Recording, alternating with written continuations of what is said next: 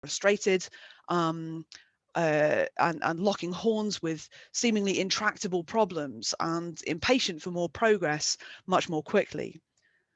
So that got me thinking about a song that we sing at Passover, a song called Dayenu, in which each line claims that each step of the Exodus story would have been enough even without the rest. If we had been led out of Egypt, but the Red Sea hadn't parted, it would have been enough. If the Red Sea had parted, but we weren't able to cross to the other side, it would have been enough. If we'd crossed the Red Sea, but we hadn't been sustained in the wilderness, it would have been enough, and so on. And it kind of makes no sense. As a contemporary EDI equivalent, we might say, if the Wolfenden Report had led to the decriminalisation of homosexuality, but the age of consent had not been made equal, it would have been enough. If the age of consent had been made equal, but Section 28 had not been repealed, it would have been enough. And I kind of think, well, would it really? Could it possibly have been? So the question is, how do we move forward and push for progress, channeling our dissatisfaction into a productive activist energy, while also recognizing the progress that is being and has been made? And how do we best use our own experience? Sometimes these are very problematic and traumatic experiences to help fuel us along the way. So this is the first EDIMS Open Forum event, and that means that there will be more. That implies that it is all taking time, and it will continue to take time. As Rabbi Tarfon said in the 2nd century, it is not your duty to complete the work, but neither are you free to abandon it. And all of us here have taken up the challenge of this work. And although we may also be frustrated or just overwhelmed by how much there is left to do, we are all doing our best. So this is maybe a very long way round to a reminder, please, for everyone to treat each other with respect, both during the session and afterwards, to believe that everyone is here because they want to help do that work.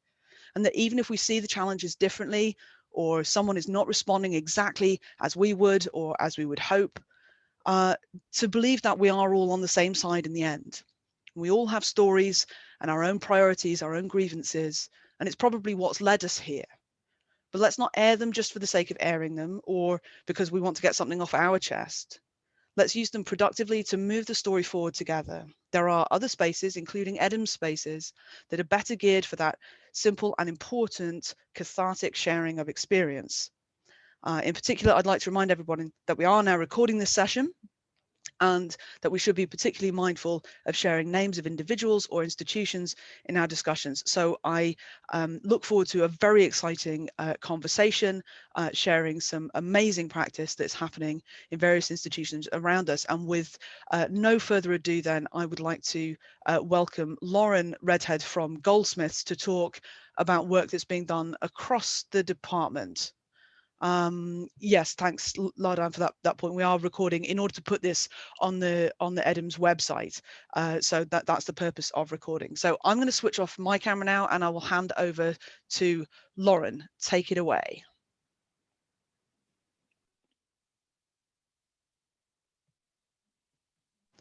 Thank you so much, Freya, and that was a really beautiful introduction to this. So thank you very much. And I don't know if I can be as eloquent as you have just been, but I will certainly do my best. Yes, I'm glad to be here to talk about how we can take up the challenge of that work rather than to talk about things that are finished or even to talk about things that are really just getting started. And I've put a timer on, so I hope that I will not run over as well. I did originally hope that I would give this presentation with some of my colleagues from the music department at Goldsmiths. Unfortunately, we're all experiencing the same pressures of the pandemic at the moment. So what I'm going to talk about isn't only my work by a very long way. And I really want to emphasize that we work together as a programme team this reflects that. So I'm just, if you like, the messenger for work that we are doing across our department. So for those of you who don't know the department at Goldsmiths, I just want to start by saying that we have quite a broad range of degree programmes in music and popular music, and a degree programme that we deliver with the computing department in electronic music, computing and technology. And we also have 11 now different pathways at MAs and MA level. So we have a lot of students who are really studying a very big range of music. And so a lot of the questions that we have to ask about their experience of music studies are very broad, because of that big range of music practice, and also because of the different ways that they're going about that study. So lots of people are writing, lots of people are performing, lots of people are composing, lots of people are doing things that are very experimental and new and not necessarily easily categorizable in those terms as well. So there's a lot for us to think about around that, and that's perhaps informed some of the ways that we've gone about thinking of questions of equality, diversity and inclusion for our students. So I just want to briefly talk about 4 different things today, and as I sort of started off saying, these are ongoing projects of work. These aren't things that we're by any means finished doing, and they're things that perhaps have directed the conversations that we are having at the moment. So one of these comes from our from Goldsmiths in general, which is a kind of commitment which is called Liberate Our Degrees. Then I'm going to talk about 2 different research projects that have been taking place that think about equality, diversity and inclusion issues in our curriculum and in our students' experience of creative practice. And I'm also going to talk about some of the ways that we've been able to link some of the research that goes on in the department to expanding the offer in our teaching. So the commitment to liberate our degrees is one that has come a few years ago from the college, and this is linked to many questions of firstly decolonising the curriculum, but also the experience of all of our students of their study. So in response to this, the department created a working group, which is also called Liberate Our Degree, and we use this to talk as a group of staff and students, and also with our professional colleagues, for example, from the library, about how we can go about expanding the discussions around race, decolonisation, intersectional experience within our student body. So obviously that's a really big question. It's a really big amount of work to do. And we've started with small steps. So one of the first things that we've done is a project to update the reading list across all of our modules, focusing on what resources are recommended to our students and what resources are available to our students. So that has been basically a way of looking at how we are providing for learning in our modules and making sure that that learning is accessible as well, so that we're not just recommending scholarship, for example, by diverse authors, but then our students can't access it through the library. So working with our subject librarian has been quite important in this work, so that we're directing our resources and directing the budgets that we have towards these questions as well. Linked to this, then, we wanted to ask our students about their experience of this, and that has come through into our module end assessments. So we now ask all of our students how did they feel about inclusion within the modules that they study, and this has been, I think, quite a positive thing to have done. So we have received some positive feedback from students, which has been great. But also we've received suggestions from students, so where they would like to study a more diverse range of examples, or where they have questions about access to certain parts of the module. And this is really helpful for us because it highlights things that sometimes might have just gone unnoticed, like access issues with just specific parts of modules. It's caused different members of staff from different areas to share resources with each other and to talk to each other about how we can diversify the examples that we're using in our modules. So it's really also fostered collaboration between us as staff, which has been a really good way to go about this. And so, of course, we know that there's more work to do. And also, although we're glad to receive positive feedback from students, we're aware that just because students perceive diversity doesn't mean that diversity is definitely present. And so this is an ongoing project of work that we're building on year. Okay, so to talk about the 2 research projects that we have had going on, one of these took place in the summer, and this was in combination with a student. So Goldsmiths has a project where we can hire a research intern who's going from their second year into their third year. And that was a student called Rayan Gonzalez who did most of the work on the project. And I really want to emphasize that she did a really, really great and thorough job. And so the initial starting point for the project was to think about decanonizing and decolonizing the music curriculum. And it was probably a bit ambitious for what we could achieve in the time, but we set out to do a survey of literature about decolonizing the curriculum. We also set out to look at online published information about music curricula, to look at admissions criteria across the UK, and also to represent the student voice. And then we applied what we had found to an undergraduate module that I lead called Approaches to Contemporary Music. So there were absolutely loads of findings from this, and we're still working through them. But we split them into two categories, because what we found was, although the project was titled Decanonizing and Decolonizing, actually we found information that was about other issues of equality, diversity and inclusion as well. So some of the questions that we had to ask were, how can we include the perspectives of Black educators in the curriculum where they're not currently present? How can we question aesthetic systems of value that might preserve inequality?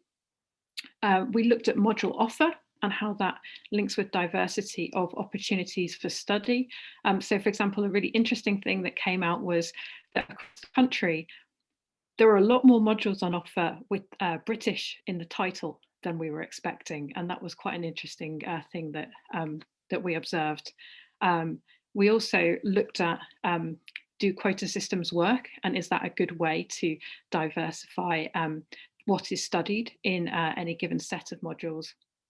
And we also looked at language and how language could, first of all, indicate where decolonisation might be happening, but also where language might be used to signal that, but in fact might be hiding the fact that changes are not yet being made. So there was really a lot for us to think about that came out of that, and that's just informing the way that we're starting to think about further developments in our curriculum that we might make. But we also discussed many other topics which are related to this, but not only about decolonisation. So this included about where notation is needed to study musical practice or not, and whether students have access to that or access to the ability to learn it where they want it. So that seems quite uneven at the moment, and it's something that we're thinking about quite a lot at Goldsmiths. I'm just at the moment beginning a project of work with the computing department, looking at how we can make a kind of gamified approach to supporting music theory that people can opt into if they want to learn it, for example. We also looked at issues of access and how this relates to admissions criteria, and we talked about how lots of things that talk about decolonisation were not necessarily dealing only with that topic, but we're also talking about other issues of equality, diversity and inclusion. For example, thinking about class, thinking about disability, and those things are of course important as well. And so what we kind of concluded was it's not helpful to use the word decolonising where we might be actually talking about a broader approach to equality, diversity and inclusion for all students, which is intersectional, and that needs to think about all aspects of their study and their experience. So that leads me on to a second project which has just begun, and this is about inclusive curriculum design. And this is one of my colleagues, Dr. Caroline Kennedy, working hand in hand with the Teaching and Learning Innovation Centre. And her focus is on creative practice in learning and teaching, which is obviously a very important topic for our students and for us in a lot of the modules that we are delivering. And so she's looking at three groups of students initially who are marginalised in education, and thinking about the experience that they have and the support that they receive in studying creative practice. Now, this is at the moment at a really early stage. So she's in more of a kind of literature review stage of that research, but she's hoping to work towards exploring inclusivity as a model of teaching practice for creative practice, and thinking about how this can really inform the way that we think about creative practice curricula, no matter what area of music they are developed in. And so hopefully the outcomes of that will include not only a discussion of the research, but a toolkit that will be useful for us, and then hopefully can also be considered beyond Goldsmiths at some point in the future. And then finally, I just want to mention some other projects that are going on in the department, and first how these link with some of our research units. So the Asian Music Unit is a research unit that's led by Dr. Barney Norton, who some of you may be familiar with his work already. So he works to bring visiting artists, in particular from Indonesia, and there's a gamelan group that is run as part of a module where students can not only learn about that musical tradition and not only learn the instrument, but also learn from those musicians when they visit and perform with them. One of our graduates also has worked in a project that links up Carnatic music in Lewisham with the university, and there's a nice documentary video that we have produced about those links.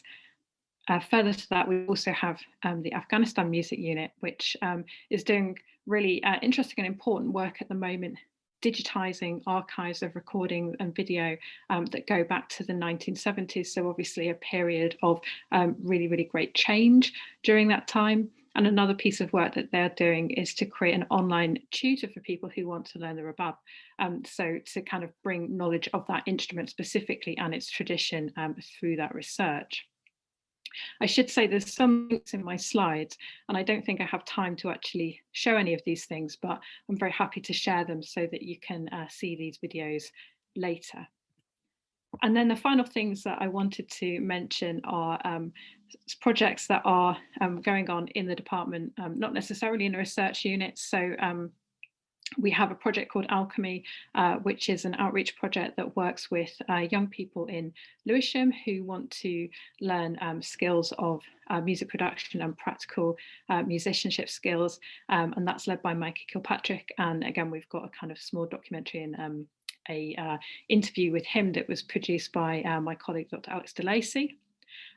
We also have students now involved in an Mbira ensemble, and that's run by Linus Magaya. So they're really kind of learning about that musical culture through that ensemble, and they're also developing their knowledge of that musical practice as well as their theoretical knowledge of the music. And finally, at the RMA annual conference in September, which we hosted online, we hosted a roundtable talking specifically about these issues in music education.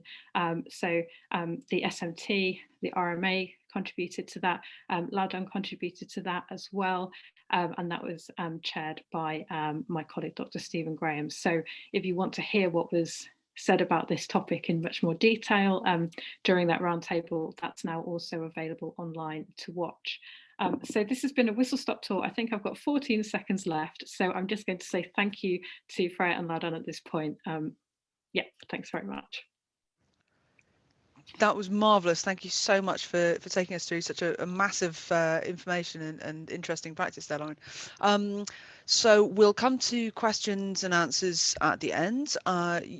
Participants should be able to see a question and answer session box along the bottom of their screens. If you do want to drop anything in that, then we can come to it once we've heard all of the speakers. I'm going to pass on now to Evelyn, and Evelyn Ficarra is coming to us from Sussex, and she is in fact leading a veritable swarm of Sussex people. So she's coordinating a herd by the looks of things, of also Tor and Nick and Mimi. So I'm going to hand over to Evelyn, and she will keep the Sussex lot in check, I think. Okay, take it away. Thank you very much, Freya. It's delightful to be here, and thank you to the Goldsmiths. That's very inspiring to hear all the kind of work you've been doing.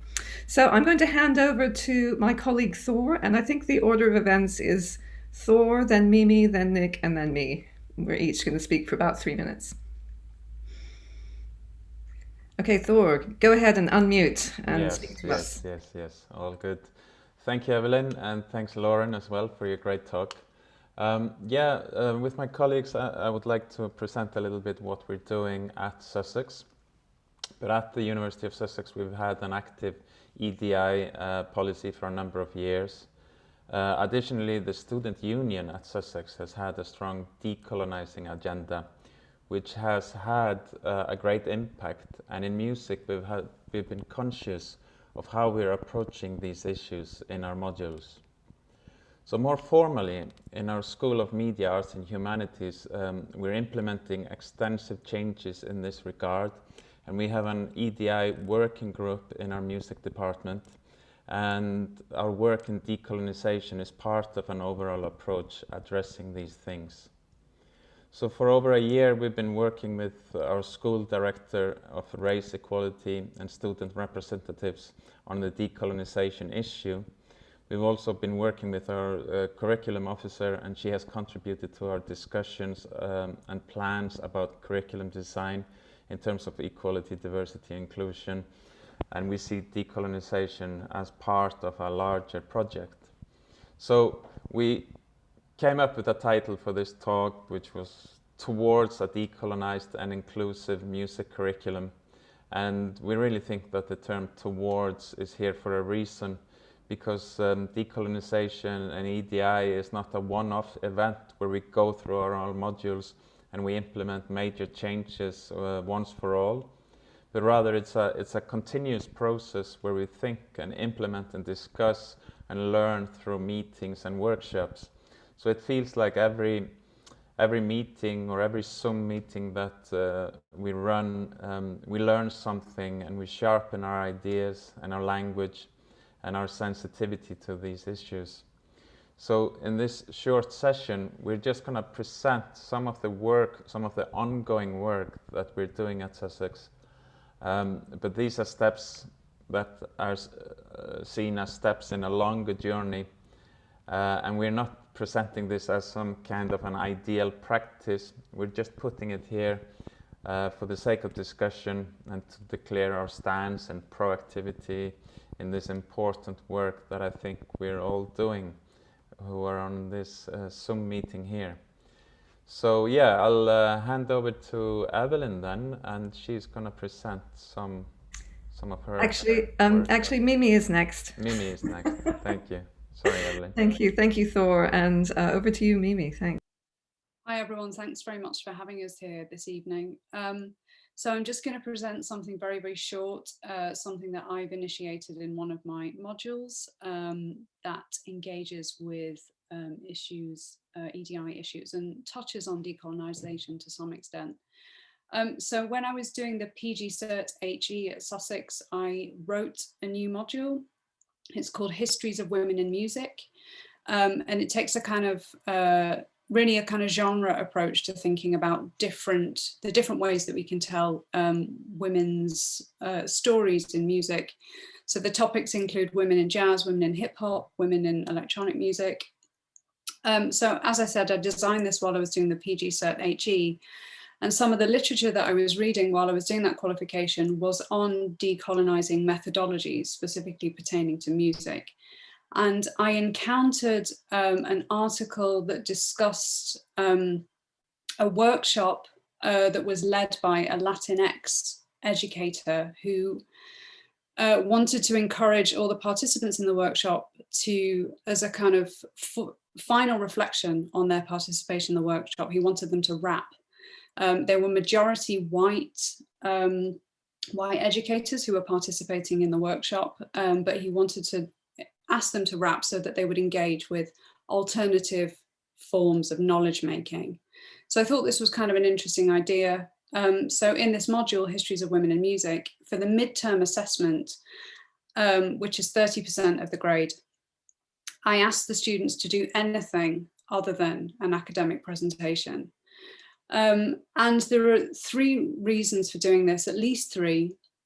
The first is that we talk a lot in the module about what it means to work within an institution, what it means to create work within kind of oppressive structures. So I wanted to encourage the students not to play not to play by the rules of the institution, but to do something different.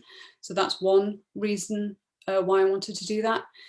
The second reason is we also explore in the module the way that women's creative work is often improvisatory. It's kind of made within kind of context of having to work around not really having the right equipment, not always having the right kind of mentoring, maybe to having to kind of improvise. So that's another reason why I encourage them to participate in this or to perform this kind of experimental work in the midterm. And then the final reason for doing it is that I think it allows students who aren't particularly confident with kind of academic presentation skills to engage with the material of the module in an alternative way. So some of the responses that we've had have been really brilliant. We've had spoken word poetry, we've had students write songs, we've had podcast episodes, we've had kind of bits of performance art. I also asked them to supply a supporting commentary to kind of explain the creative work that they've done. And at the end, there is a kind of conventional 4,000 word academic essay. So yeah, that's what I've done there. Thank you, Mimi. That's perfectly timed if you've come to the end there. Thank you so much. I'd like to hand over now to my colleague, Nick Till, Professor Nick Till.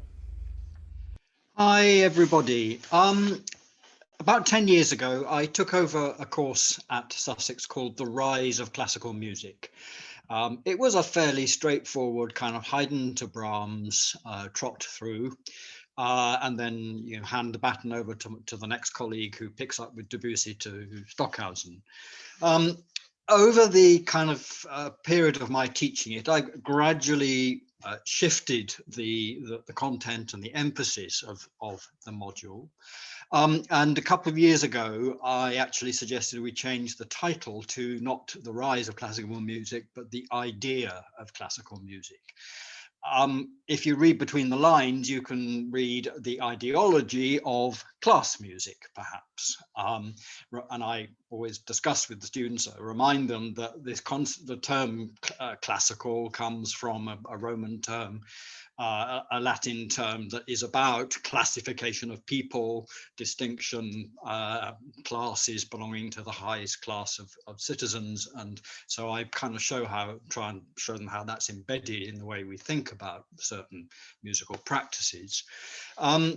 But then rather than simply, let's say, looking at the canon and adding in some women into the canon, adding in people of color, non-white people to the canon, the way I've approached it is actually to ask questions like, well, what work do canons do in creating exclusions in the first place?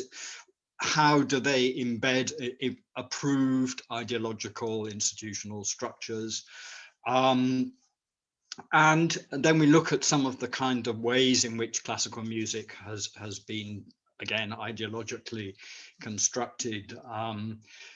So, for instance, the way in which the privileging of the intellect as the sort of highest aspiration of the classical piece of music, very often associated also with complexity as being a sign of intellectual achievement, and how that kind of way of thinking about valuing the intellect and complexity, let's say, underpins a whole set of other exclusions, other ways in which certain peoples, whether it's women or non-white peoples or whatever, are thereby kind of institutionally excluded because part of the racialization or misogyny has worked with these kinds of exclusions of masculine intellect against feeling or whatever. Or we look at the idea of the sort of universality. The classical music, Western classical music, European classical music is supposed to be universal. Its values are supposed to be universal. And that, again, how that works as a kind of form of cultural imperialism, essentially. in a sense, you could say, why are we still teaching classical music? But I also try and show them, explain how it still occupies an enormous space in our sort of cultural intellectual sphere of authority, and that until we can see how, whether that's in terms of how much money it's public money it gets given, or the kind of way it's associated with class and race and so on, that we need to understand what the history of this form is. I'll finish there. That's brilliant. Thank you so much, Nick. So yeah, I'm also going to talk at a kind of micro level of an individual module. We have a module, a first-year core module called Introduction to Music Studies, and this is a critical musicology module. So it looks at the field. It's an introduction to the field itself. It asks the question, how do we study music? We look at it from cultural and historical perspectives, psychological perspectives, evolutionary. We look at performance practice, performance as research, and so on. So the module was really beautifully designed by my colleagues, and I had the chance to teach it for the first time in the autumn. And I decided on a kind of two-pronged approach, because it seemed to me that decanonizing the curriculum was now part of a current musicological thought, and so it needed to be taught as a kind of topic within this. So I decided that we would talk about decolonizing the music curriculum from week 1 as a kind of touchstone, and that we would sort of go back to it now and again as we were looking at the other topics, and that we would also set aside further into the term a full week looking at decolonizing literature. So in week 1, along with some basic introductory musicology readings, I asked students to look at the manifesto by David Chavannes and Maria Ryan, the 2018 manifesto, Decolonize the Music Survey. And I also asked them to look at a journal article, a piece of journalism in The Guardian called "It Puts Me Off, Musicians on Why White Syllabuses Deter Black Talent." And I found that these readings were very popular among students. And so it was really useful kind of introductory way to bring that topic in. And then in our Decolonized week, which was week 8, we looked at the Philip Ewell article, Music Theory and the White Racial Frame, and also at a number of case studies around notions of appropriation. I tried to give students a sense of context around the notion of decolonization, including definitions of colonialism, questions around diversity, inclusion, as opposed to perhaps dismantling the whole structure and starting again. I really tried to get them to talk about how they've studied music in the past, how they would want to study music.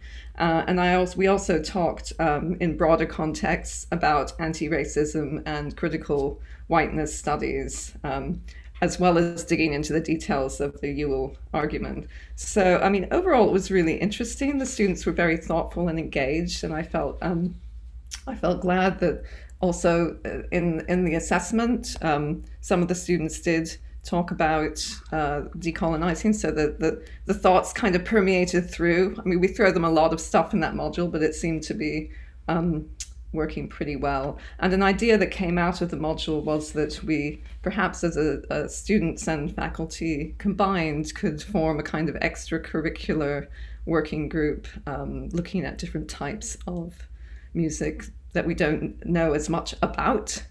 So like trying to get out of our own frames of what music is and to explore that together. So my phone has frozen. I can't see my timer anymore, but I think I've probably come to the end. So just thank you very much. It's been really interesting to be involved here. That's superb. Thank you, all of you, for a quite remarkable set of stuff there. I'm sure there'll be more questions asking you to clarify things or other ideas that might sort of bounce off that. We'll move without further ado then to Will Dutta. If you want to make yourself visible, there he is from Sound of Music. Will, I will leave everything with you. Go ahead. Great, thank you. And yeah, thanks to everyone who's spoken so far. It's been really fascinating to hear all the work that you're doing. So I'm approaching this from a slightly different angle as a professional body. So we are the National Organisation for New Music, and our vision is to create a world where new music and sound prospers, transforming lives, challenging expectations, and celebrating the work of its creators. At Sound and Music, we support a diverse range of talented composers to develop their work. We help audiences to discover and experience new music, and we enable children and young people to explore their musical creativity. We strive for a world in which more people of all ages and from all backgrounds have more opportunities to access, create, and enjoy new music. So the sort of internal structure of Sound and Music can be broken down into essentially 3 core aims, and they fall under the following categories. So we have artist development, and I'm head of artist development. We also have audience engagement, and we have education. Sound and Music is also responsible for overseeing the British Music Collection, which is now a digital platform developed from the archive of the British Music Information Centre, which is now based at Heritage Quay in Huddersfield. And we also run the Sampler, which is a listing site for new music around the country. So I joined the organisation back at the end of 2018, and Sound and Music had already a strong legacy of collecting and publishing data since 2013 from across its artist development programs. And this was to encourage transparency and really build trust with composers that we were trying to affect real change and measurable change. We have historically as well shared the challenges and areas where we need to improve in accompanying blogs and sort of published work where we talk about a particular year's data, and we look at areas where things are particularly where things might be working or where we have to make improvements. And in 2019, for example, we reported that Black applicants to our artist development programs, and in particular new voices, had previously been underrepresented, and that we needed to think and act far more radically if we were to make our opportunities more accessible and inclusive.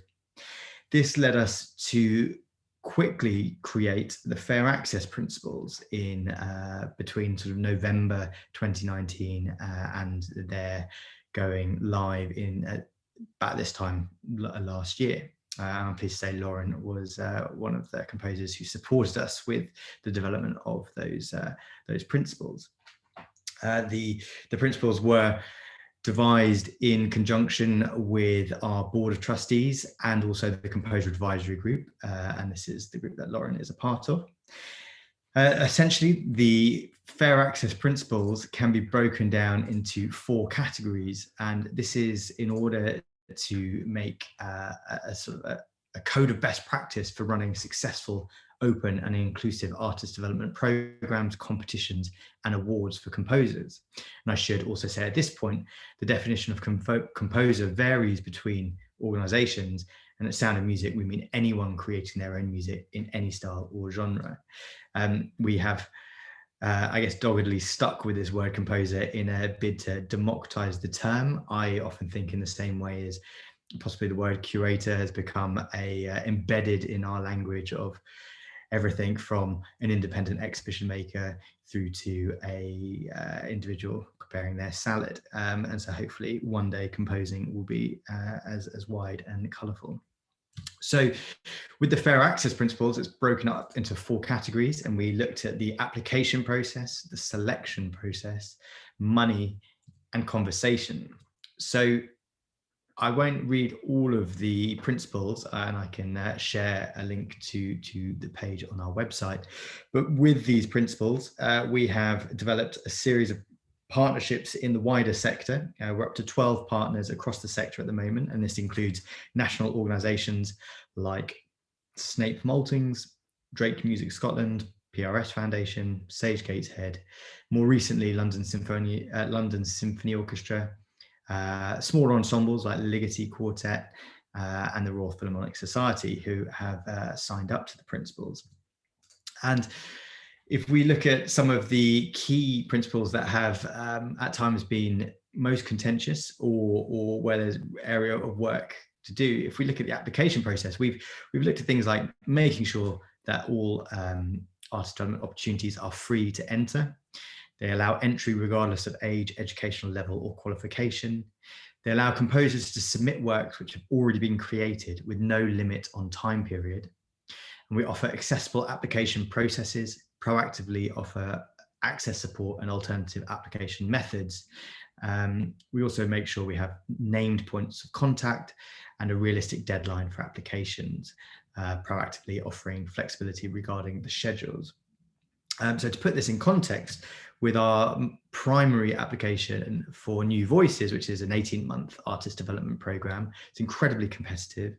We often get about, in this last year, we had over 500 individuals who registered, which then translated into 206 applications, from which we selected 8 composers for the program and a further 10 composers for seed funding.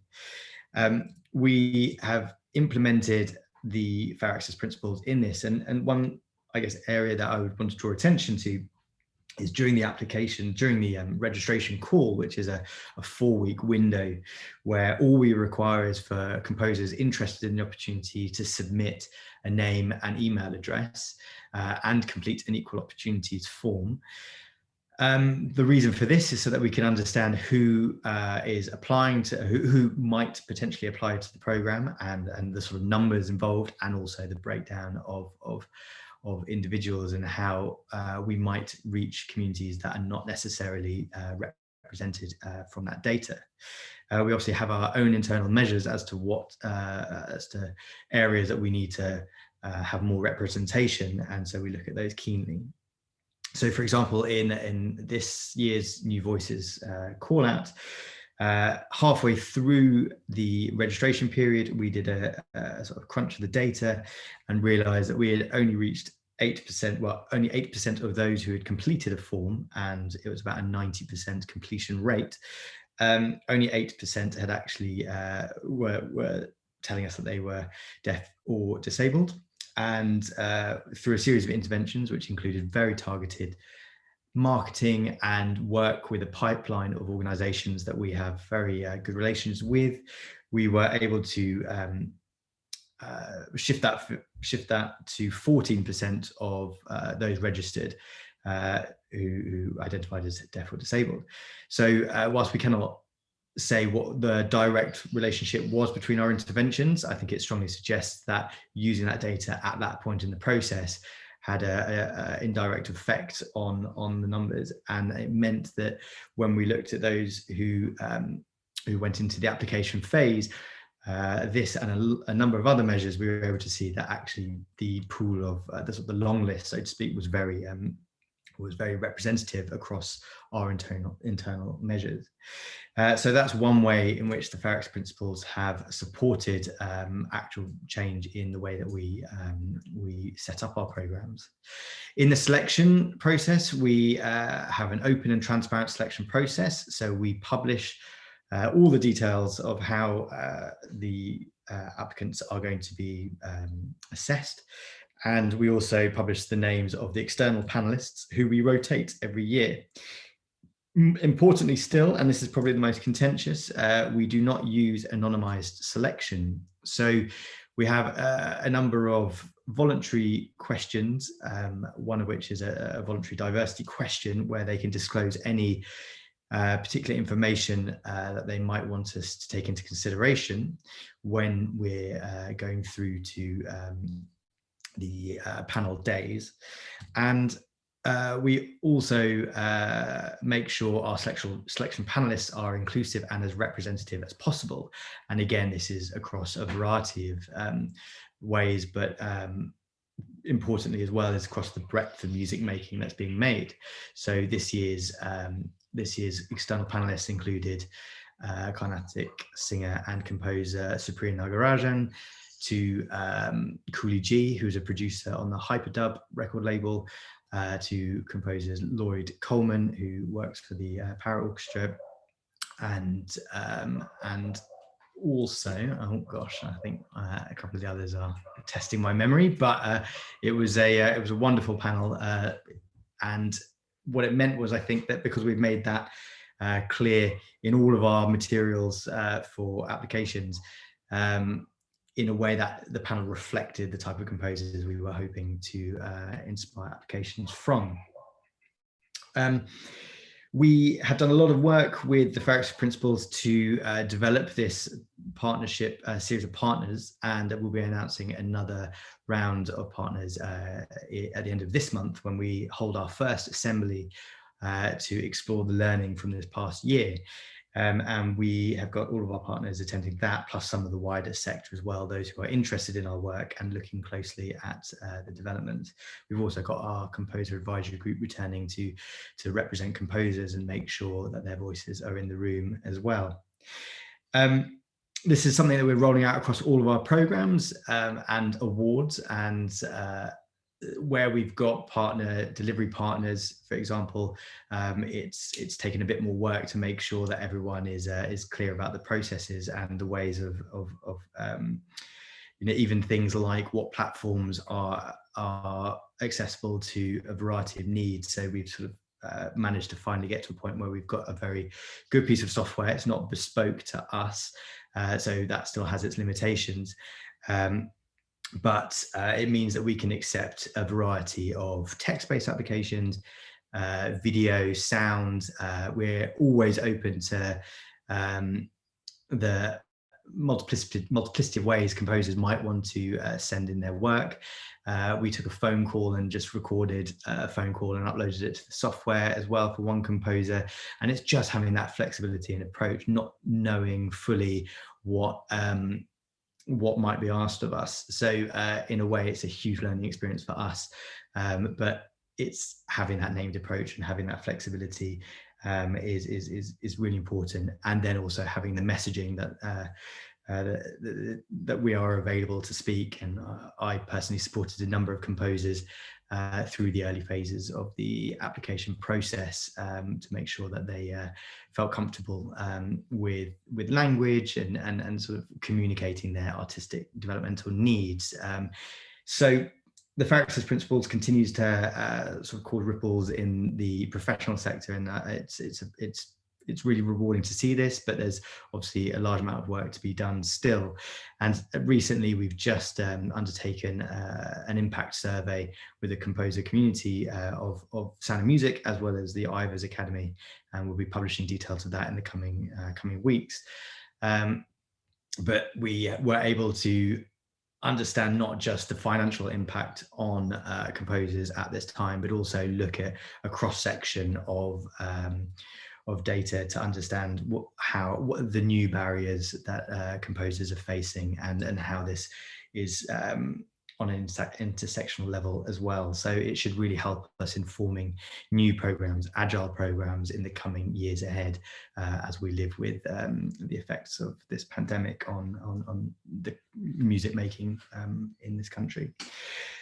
So I'd also like to quickly talk about some of our work. How much else do you have up your sleeve, just so that I have a sense of your plan right now? Yeah, I'd say I have one more minute's worth just okay, to great. Go for it. To quickly go through. Sorry, okay. I can't play on my. Go for it. So with the British Music Collection, this is probably somewhere that aligns a bit closer to some of the work that you're doing in your institutions. And just to say, I guess the British Music Collection is something that historically is based on new music making in this country since the late 1800s, and is probably has been of kind of one characteristic primarily over the years. So this is what it currently looks like at the moment, and we do very specific calls for contributors, and there's always paid opportunities for editorial content that looks and engages with the collection to make it more representative of music making today. So I'll leave it there and hand it back to Freya. That's marvelous. Thank you so much, Will. I'm sorry, I didn't want to cut you off, but I didn't know how much My else you timekeeping had. is clearly not as good as the others. It's Apologies. fine. They obviously had it absolutely down pat. So maybe what we could do is bring all the panelists back onto video just now. And then I will encourage people again to put things in the question and answer. We've had quite a few people just registering in the Q&A that they did have trouble actually getting in to the session. So let me kind of answer all of those people and anyone who was thinking of writing the same thing, just to say, yeah, really sorry about that. This is the first time that we've used a webinar setup and the first time that we've used Eventbrite. And I imagine that somewhere in amongst all of that, there have been one or two glitches in terms of getting people in. So thank you for letting us know about it. We're really sorry that it happened, and we'll try and practice things ahead of the next time so that we've got things a little bit more smooth there. Now, there were a few questions and they've all just moved to the answered section. I think Evelyn has been very diligently writing the names of, Evelyn was asked for the names of the articles that she mentioned as part of the module, so that people could read them, and they're in various answers there. I wonder, Evelyn, after all of this, perhaps you could even send us the links that you've also included there, and then we can get them round by email to anybody who did participate in today. Would that be okay? Yeah, absolutely. And I'm sorry, I think I answered a bunch of random other questions. I think I was hitting the wrong type answer button. That's absolutely fine. I've kept a track on which ones have inadvertently moved to the answered section, and we'll do them just now. So what I'll do is I will read out the question, and then invite the person who asked it to come off mute if they wanted to, so that they can participate in the discussion there. So I'm going to turn first to Imogen Lawler, who writes, could Nick Till please expand on what he means by the authority in the public sphere of classical music? What is the public sphere? I feel like we have very different spheres. Imogen, I hope that's a reasonable representation of your question there. Yeah, did that work? Hello? Perfect. Yes, we can hear you loud and clear. Thank you. Oh, brilliant. Okay. Yeah, I mean, that was what I asked. Marvelous. Okay, that's good. I don't know about other people, but whenever I write questions, they're always, well, I don't know if they're less coherent than when I ask them verbally, but yeah, I'm kind of equally incoherent, I guess. But yes, well done. So there's the question, Nick. You have the question. Yeah, I'm using public sphere in the sort of Habermas bourgeois public sphere kind of way, but well, just to think of two aspects. I mean, I know what you're getting at, but just to quickly respond, offering two sort of aspects. Until relatively recently, all of the broadsheet newspapers had concert reviews every day. Very infrequently had popular music reviews or non-Western music reviews or whatever. That is a sort of consensus forming, institutional kind of way in which that notion of the public sphere is conveyed, and the fact that public money is massively allocated to classical music as opposed to most. It's changing, it's shifting. It took a long time for jazz to be recognized as a art form that would actually might require some kind of public funding to support it, for instance. And there were very heated arguments around whether you should or shouldn't fund jazz, let alone other musical genres. But the fact that public money, the Arts Council sits there as a great sort of dispenser of value and so on, is another way in which that notion of the public sphere, which is not just a discursive construction because there's money attached to it as well, clearly in the case of the Arts Council, that's what I mean by the sort of weight of classical music in the public sphere, if that makes sense. That's great. Thanks, Nick. Imogen, is there anything you want to follow up with at all? Yeah, no, I thought you probably were going to say something like that. I just wanted to ask because I wanted it clarified. I think it's something that, having not been in university for a while, if I were a student coming back in, I don't think that's how I would have defined it when I was an undergraduate as public sphere of music. I think I would have probably been quite surprised to hear that. Now I get what you mean, but I don't know, it's just, if we start throwing around terms like public sphere of music when you're an undergraduate, and you're probably not thinking about the Arts Council England or where the funding comes from, you're probably just thinking about what you have access to. Yeah, I mean, and I've learned that most of them aren't actually aware of how funding of classical music works, how it happens. So, you know, that's one of the things we talk about. We have a session in which we talk about those kinds of questions. Marvelous. Thanks ever so much. Okay, it looks like we had another question from Andrew at BAMT. He seems to have had his question answered and by Lauren, and he seems to have had to leave, I guess. He was just kind of acknowledging, I think, that Goldsmiths validates the Nordhoff-Robbins Music Therapy Masters and PhDs and provides support to students and lecturers. Lauren, perhaps you could just sort of talk us through the role of students in the research, as you were sort of explaining to Andy there. Andrew is what I meant. Did I mean Andrew? Andrew. There we go. Yes, I think in terms of our involvement with the day-to-day running of those music therapy programs, that's not something that's a very, very close relationship in terms of what the broader program team are doing. So that they're an important group of students, obviously, but I think there's work for us to do to be in touch with those. So, I mean, our students at the moment are involved in our work in a number of ways. They are part of our Liberate Our Degrees group. As I mentioned, we've involved some students in different research projects that we've done, and we also have involved them in curriculum development, specifically through creating different focus groups and trying to work with different groups of students.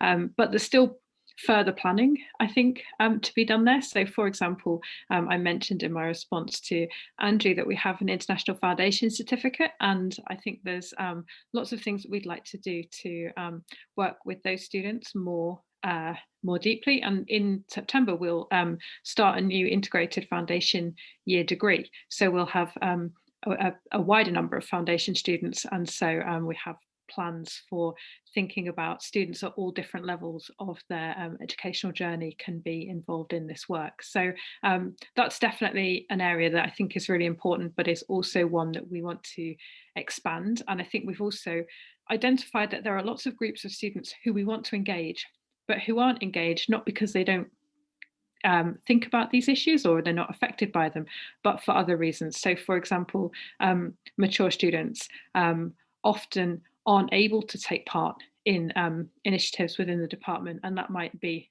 because they're working, they're caring, there are other reasons why they can't give of their time outside of their studies, but also they can be disproportionately affected by issues of equality, diversity and inclusion in their studies. So I think it's a really important question, and it's a much bigger question that is going to take longer to resolve. But yeah, I think it's really good to highlight that as well. That's amazing. Thanks so much, Lauren. We did have one other question from Jane Isabel Fauna, who asked whether there was a forum or space exists within the network for sharing things like syllabi and module designs and things like that, and particularly regarding different approaches to the sort of introduction to musicology sort of courses that so many of us are involved with, and sort of very keen to learn about each other's approaches and so on.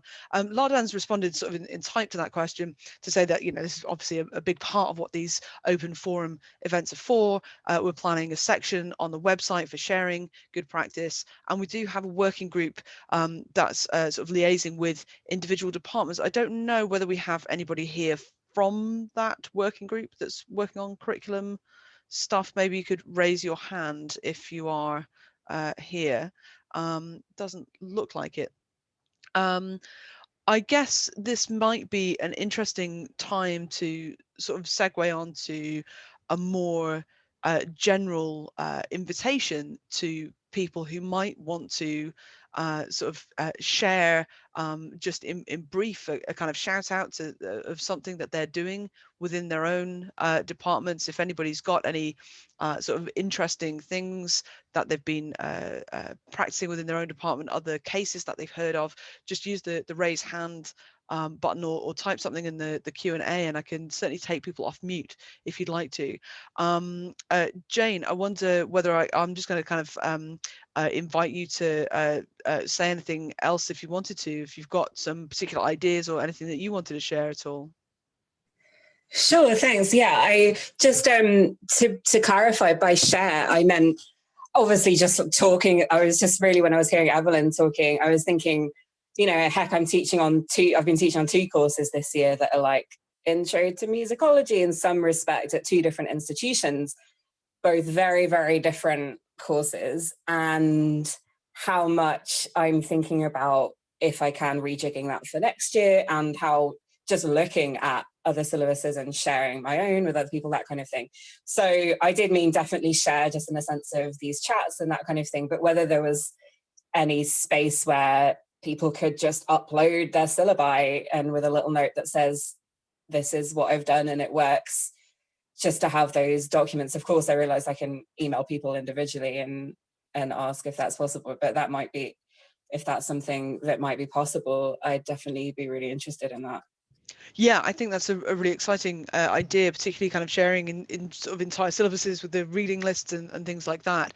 As the person who, for her sins, is involved in overseeing the website for EDIMS, I can certainly say that we're it's a work in early stages of progress, and we're keen to have a sort of a space where people can share a syllabus, and you know, maybe even somebody might want to do, you know, a 5-minute video walkthrough of a course and just kind of say, this is what I do, this is how well it works, these are the problems that I have with it.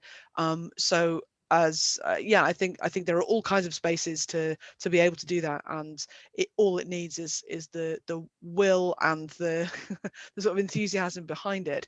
I think Lada wants to come in and say something on this as well. Thanks, Freya. Yeah, no, just to echo really what Freya's just said, that I think actually the sharing aspect of the network is one of the most important roles, I think, that in the way that we see how we can help the sector. And definitely the website will have a section for sharing syllabi and so on, where people are willing to do so.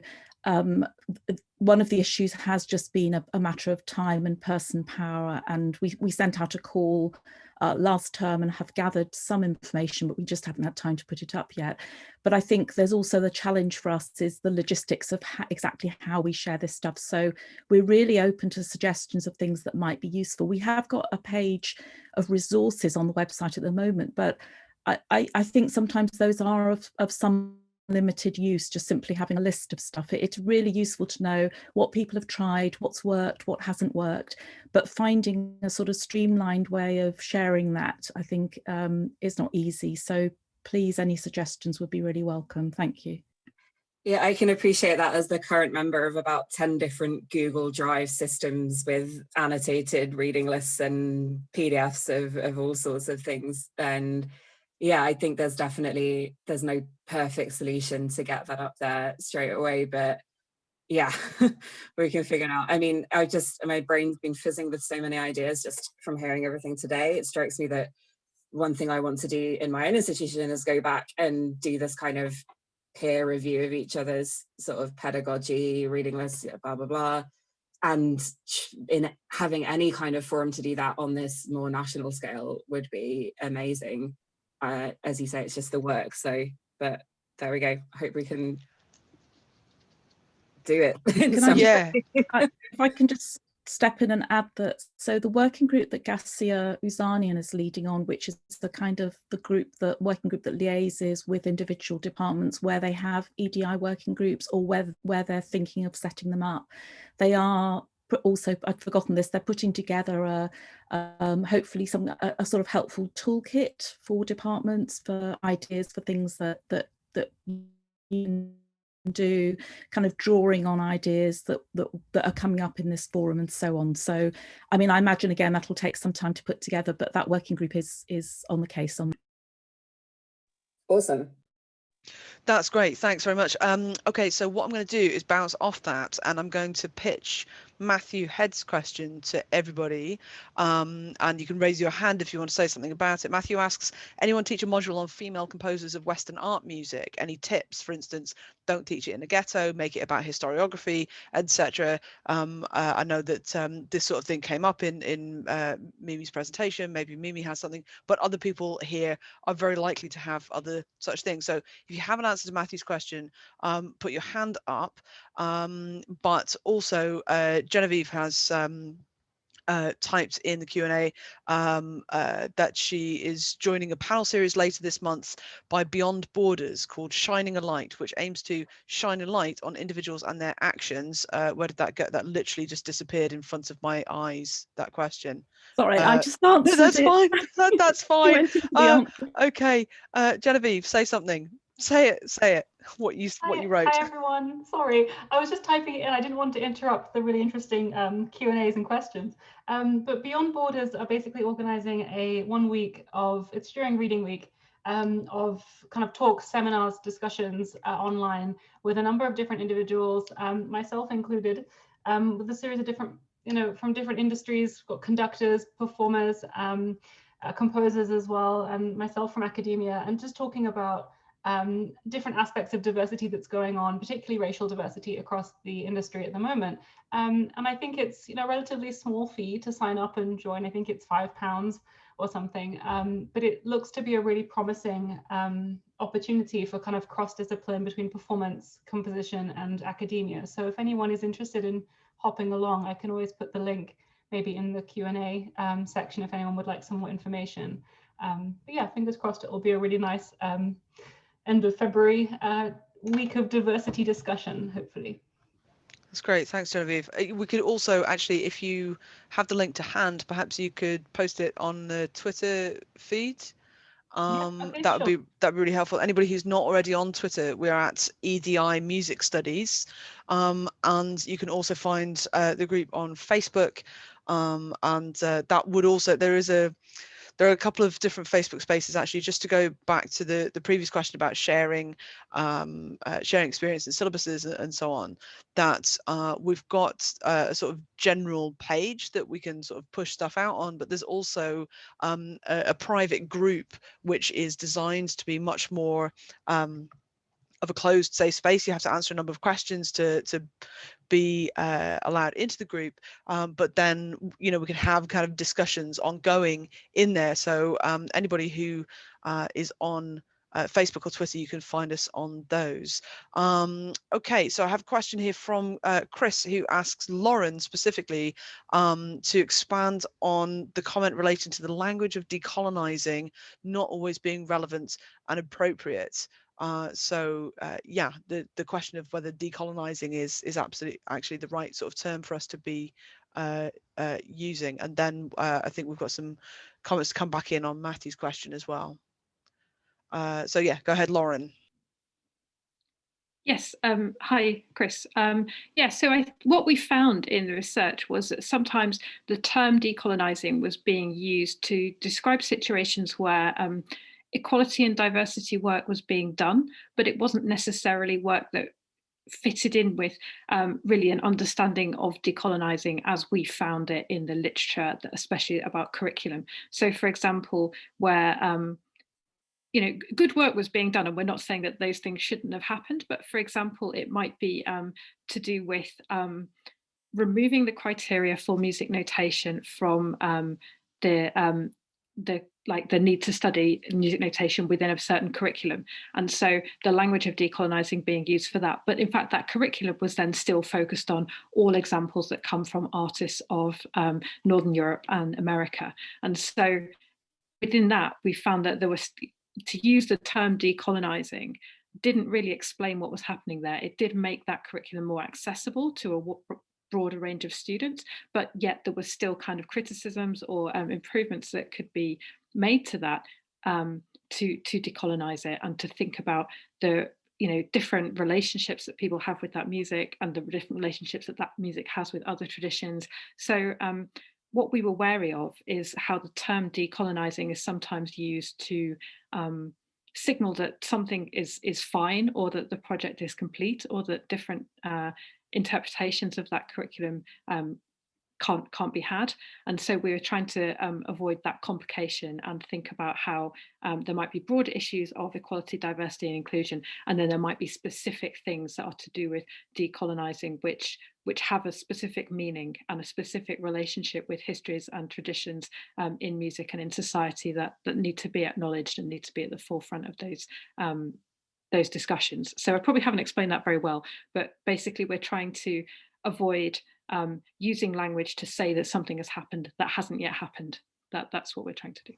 That's superb. Thanks, Lauren. It's a phrase that, if I might jump in myself, I always wonder whether it's exactly the most helpful term as well, because it is so bound up with a specific set of power relations that it doesn't necessarily always speak as obviously or as directly. It's not to say it doesn't speak at all, but it doesn't kind of jump in its speech towards other sets of power relations that we've found unhelpful in curricula. So, if decolonizing kind of takes us to this idea of a colonial history where power relations are centered on questions of race, then, questions of gender relations, of sexual relations, all kinds of other power relations, that it's not to say that they're not also implicated in that kind of question of decolonizing, but that a broader question of sort of decentering might actually be sometimes a more useful term. I mean, it's kind of anybody's game still, I guess. I wonder, Chris, do you want to come back with anything? Is there anything that you want to say in response to Lauren? More clarification?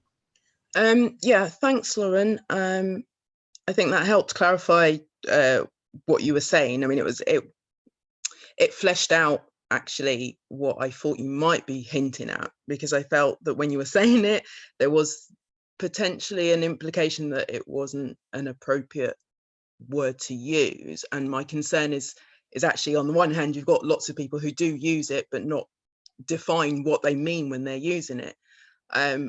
To speak back to Freya's point, actually, I would actually disagree about the lack of intersectionality that's implied by using it. If people see it specifically through race, that in and of itself, that's actually some of the issue, because it's the power relations that obviously have come from, a colonial way of viewing the world.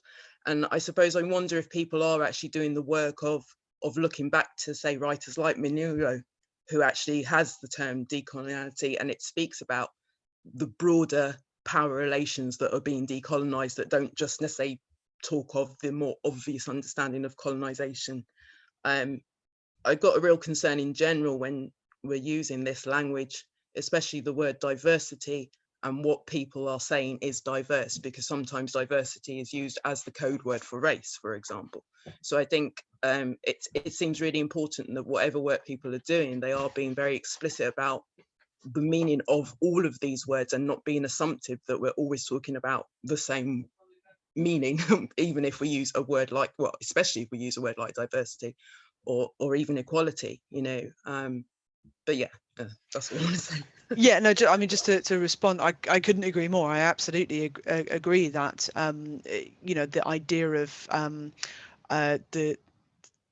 of colonizing is not limited to a racial conversation by any means, and that diversity is not, as somebody once put it to me, is not something you can measure in melanin content, right? This is not something that you can always see, and I'm keenly aware of that in the ways in which I bring a different experience to any group that I'm in. As as white as my face is, there are ways in which I might bring a diversity to a certain group of people. So I think yeah, you're absolutely right about that. I guess my point is that yeah, it's a complicated thing. That's all I'm really saying. Let's go back, if we can, please, to Matthew's question. Lauren, I think, wanted to bring something in on that. Is that right, Lauren? No, I just didn't want us to forget that he'd asked that question. Oh, I it see. It went into the answered box. That's all. Yes, of course. Yes, absolutely, absolutely. And I did actually at the He's also point added to it as well. Yeah, indeed. Okay, fine. So I think I've also sort of invoked Mimi's name on all of that when I sort of suggested that you might have something to say, broadly speaking, to Matthew about those tips. I don't know if you want to come in there. So, hi Matthew. I don't teach any Western art music on the module because at this point it's too far away from my area of expertise. But just maybe a couple of ideas. So the module's called Histories of Women in Music, so plural. So I'm not just thinking about, you know, history of women in music as this kind of singular diachronic kind of idea, but it's more about, so I combine issues of genre. So I look at different genres like jazz, hip hop, electronic music, noise, and then apply different kinds of hermeneutic lenses. So girlhood, silence, issues of access. So using those two things in combination and not thinking of, you know, the module as a kind of like a singular history is one way perhaps of dealing with some of the issues that you're encountering. But as I say, I can't speak for Western art music, so-called Western art music. Yeah. That's marvelous. Thanks. Yeah. Go ahead, Matthew.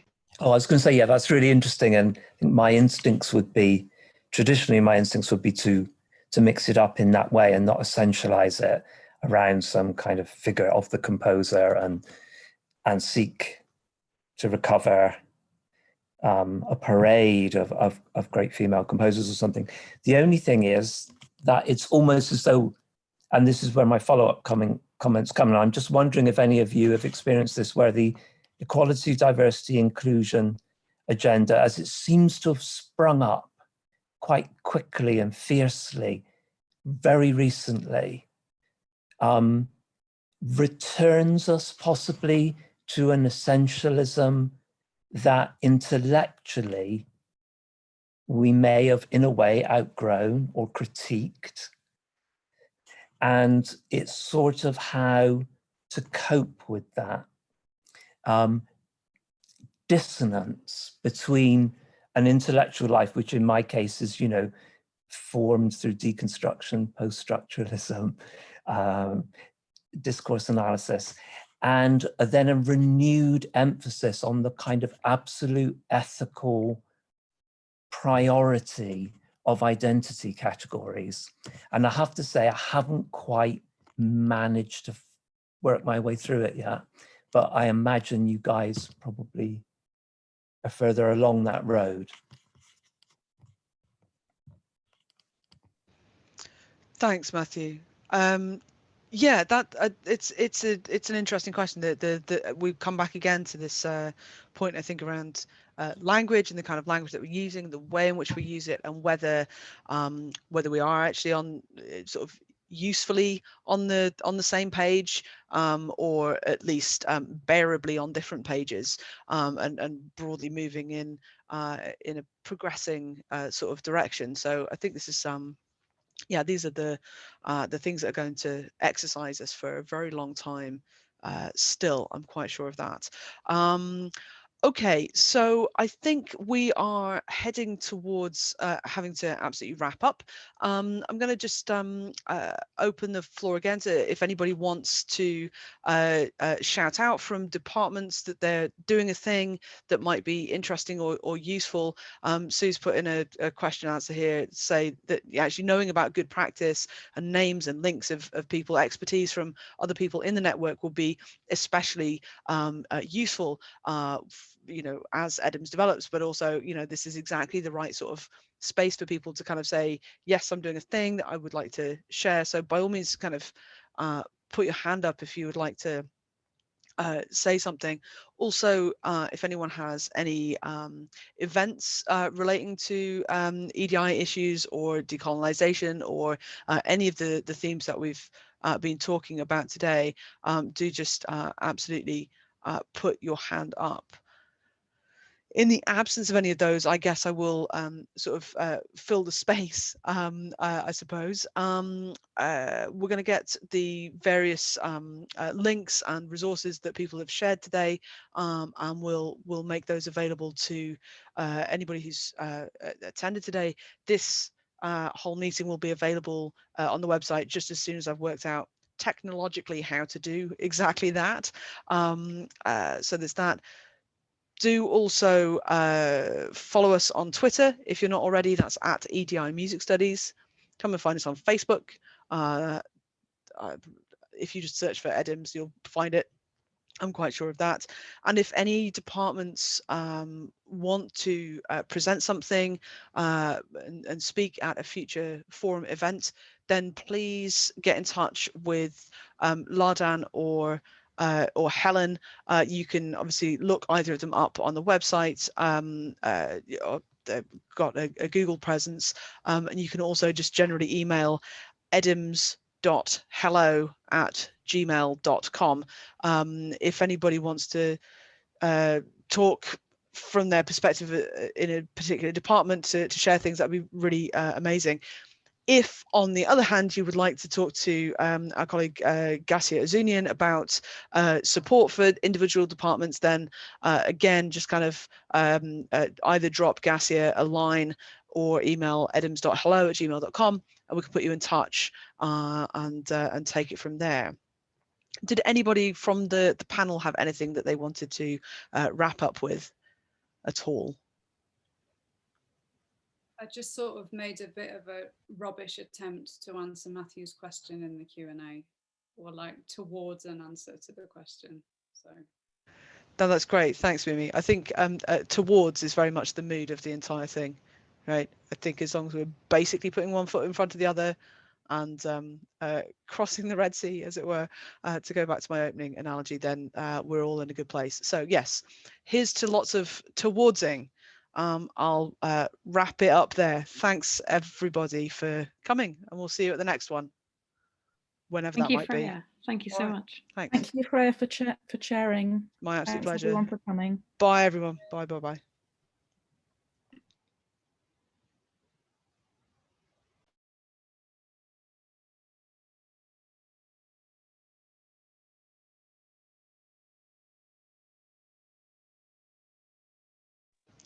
Yeah, we've lost most of the panelists. It's just the three of us, I think. I'm going to stop the recording now, shall I? Yeah. Okay.